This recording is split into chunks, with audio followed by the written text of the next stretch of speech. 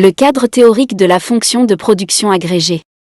Aujourd'hui, nous allons parler du cadre théorique de la fonction de production agrégée. Avant d'y arriver, nous vous invitons à mettre une pause à cette vidéo, à cliquer sur le pouce bleu, vous abonner et activer la cloche de notification pour ne rien rater de nos prochaines vidéos. Si vous êtes intéressé par plus d'apprentissage, veuillez cliquer sur le lien en description de cette vidéo pour vous inscrire à la prochaine session de notre formation en économétrie et technique quantitative.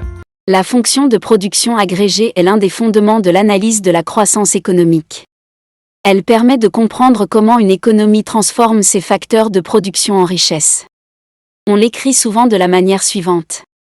Y égale à A multiplié par F de L, K, H. Cette écriture signifie que la production totale dépend de plusieurs éléments essentiels. Elle représente le travail. K représente le capital physique. H représente le capital humain. Étage A représente la technologie, ou encore la productivité globale des facteurs.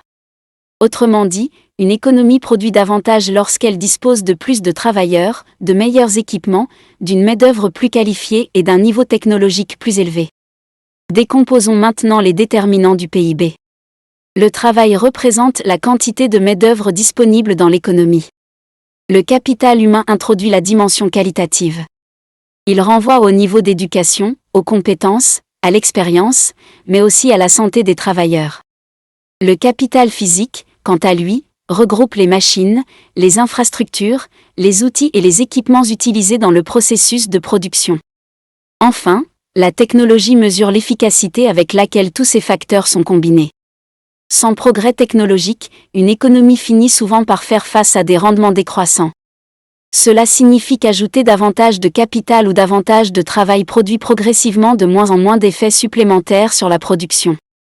Passons maintenant à la croissance par tête. Lorsqu'on ne s'intéresse plus seulement à la taille globale de l'économie, mais plutôt au niveau de vie, on raisonne en termes de production par habitant. On écrit alors Y égale à F de K, H, A, en minuscule. Ici, l'idée est simple.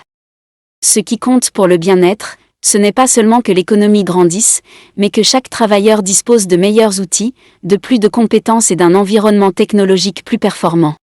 Ainsi, le véritable développement économique ne repose pas uniquement sur l'augmentation de la population. Il dépend surtout de l'amélioration de la productivité individuelle. Que nous apprend alors ce modèle ? Cette approche permet de comprendre pourquoi certains pays progressent rapidement, tandis que d'autres stagnent. Les économies qui investissent fortement dans le capital physique, dans le capital humain et dans la technologie améliorent plus durablement leur production. À l'inverse, une économie qui néglige l'innovation, la formation et la productivité risque de ralentir. En pratique, ce modèle montre qu'un pays qui veut échapper au piège du revenu intermédiaire doit aller au-delà de la simple augmentation du nombre de travailleurs. Il doit miser sur la qualité du travail, sur la modernisation du capital et sur le progrès technologique. À retenir.